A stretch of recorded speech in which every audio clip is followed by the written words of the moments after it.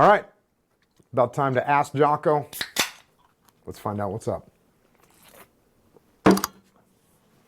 First question, what do you do and where do you start if you've suddenly lost interest in everything? Well, I would go immediately to a jiu-jitsu gym and I would get on the mat and I would start training jiu-jitsu because you're going to take a very serious interest in not getting choked out. So I don't know where you're at, bro. I don't know what's going on in your life, but go train some jiu-jitsu. This is life 101. Prevent yourself from getting choked. Next question, how do you deal with injuries? You've overcome some serious injuries with seemingly no factor. Check. What do you do when you get injured? Yes, I've had some pretty significant injuries, nothing too bad, but I've had neck surgery. I've had a torn MCL. I've had a pretty heinous high ankle sprain. Look, whatever. I got friends that have lost their legs, lost arms and legs. I got a torn whatever, I can deal with it. What am I gonna do? How do I deal with it? I'm gonna do what I can. Got a hurt arm? Cool. Other arm works, my legs work, let's go. Got a hurt knee? Cool. My arms still work, got pull-ups. I don't care. Do what you can is what I always tell people. How to deal with injuries. Do what you can. That's the way you got to get through these things. Elon versus Zuck. Who wins? There's a clip there of Elon talking about... If I was fighting someone where I was not much bigger than them, then I would be more concerned. A friend of mine who is pretty good at fighting, but she weighs about half of what I do, and I said, let me show you why there's weight categories in fighting. And I'm gonna do a move called the walrus, and you have to I'm just gonna lie on you. I'm not gonna put you in a lock or anything. I'm just gonna lie on you.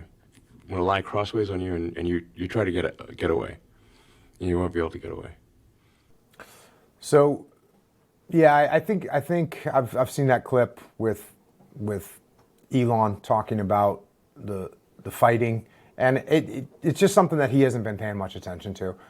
We all know that at a certain level, if you don't have certain skills, you're not going to be able to survive, and that's just the way it is. So, it would behoove Elon to roll or train with Lex a couple times, because Lex is not a big dude either, and get a feel for what a smaller human that's well trained can do. Now, Zuck certainly is not as good as Lex is. He hasn't been training for that long. Right now, it doesn't really matter because Zuck hurt his knee. But yeah, who wins? I guess the world wins if these two fight because we get to watch it. What should my top priorities as a 19-year-old be?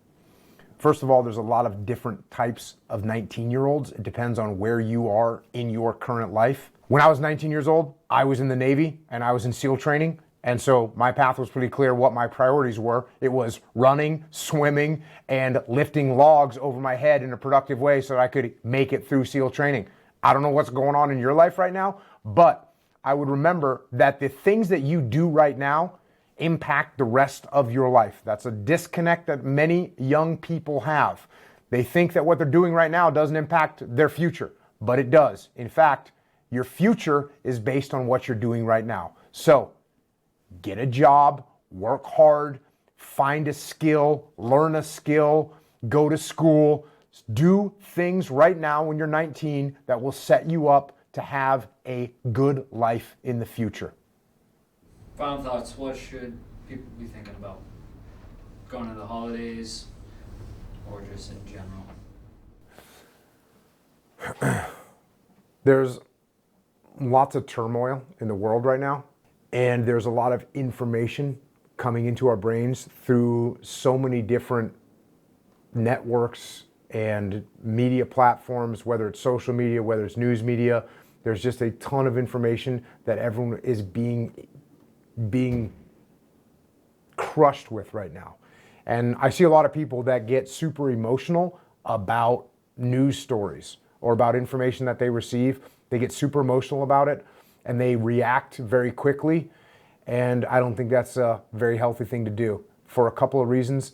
We had a saying in the military and in combat that the first report is always wrong. And so when reports come in about what's happening in the world, the report that you hear initially is not going to be correct. At least it can't be confirmed. And usually, as more details come forth, you realize that the first report was wrong.